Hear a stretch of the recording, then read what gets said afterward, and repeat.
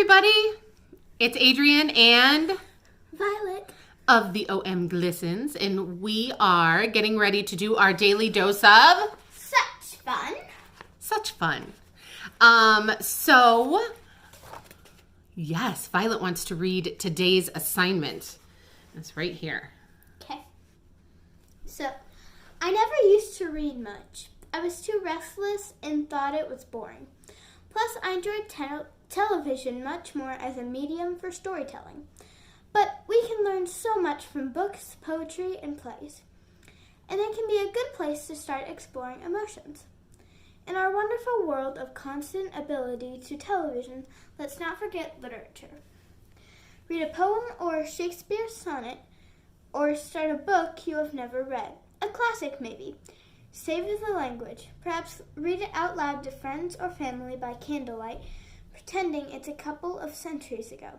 Imagine you are courting Mr. Darcy as you read. Ooh, for a polite amount of time. I get a back scratch. Now we're talking. So we all decided that we would like to read some poetry for everyone. So we've all taken a little moment. We have picked out our poems, and we will start reading for everyone. Hope you guys enjoy. I'm going to start with We Rise by Amanda Gorman, and a cameo by Violet. It's no longer fearing, because while there's a lot to lose, for once this we choose. There's a lot at stake, but making a difference always takes great courage, so we choose to encourage a woman who dares stare fear square in its face. Somewhere, someplace, someone might have used violence to silence a woman's screams.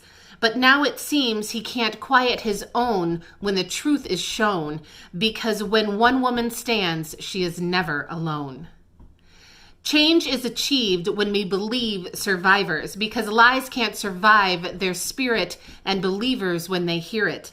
We've all heard the game of she said, he said, but today we came to let it be said that lights will be shed when a country is led by survivors of all genders who engender not to keep the truth a secret, but who have the courage to speak it. We'll respect her not just because we list her as a man's sister, daughter, niece, wife, but because she's simply someone, a life. We respect a woman's truth not because we know her in such, but because we owe her that much. I am going to read, dedicated to my wife, Somewhere I Have Never Traveled Gladly Beyond by E. Cummings.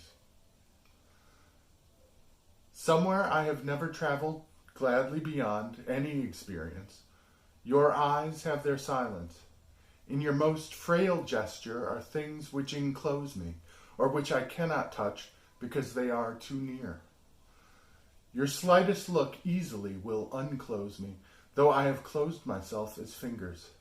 You open always, petal by petal, myself, as spring opens, touching skillfully, mysteriously, her first rose. Or, if your wish be to close me, I and my life will shut very beautifully, suddenly, as when the heart of this flower imagines the snow carefully everywhere descending. Nothing which we are to perceive in this world equals the power of your intense fragility, whose texture compels me with the color of its countries, rendering death and forever with each breathing. I do not know what it is about you that closes and opens, only something in me understands. The voice of your eyes is deeper than all roses. Nobody, not even the rain, has such small hands. Aw, you're sweet. I love you. I love you. Now We Are Six by A. Milne. When I was one, I had just begun. When I was two, I was nearly new. When I was 3, I was hardly me. When I was 4, I was not much more. When I was 5, I was just alive. But now I'm 6. I am as clever, so I think I'll be 6 now forever and ever. Yay!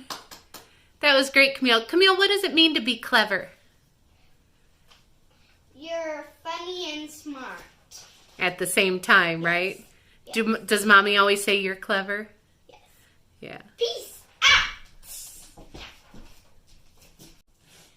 I'm going to be reading a poem called For Sale by Shel Silverstein. So, one sister for sale, one sister for sale, one crying and spying young sister for sale.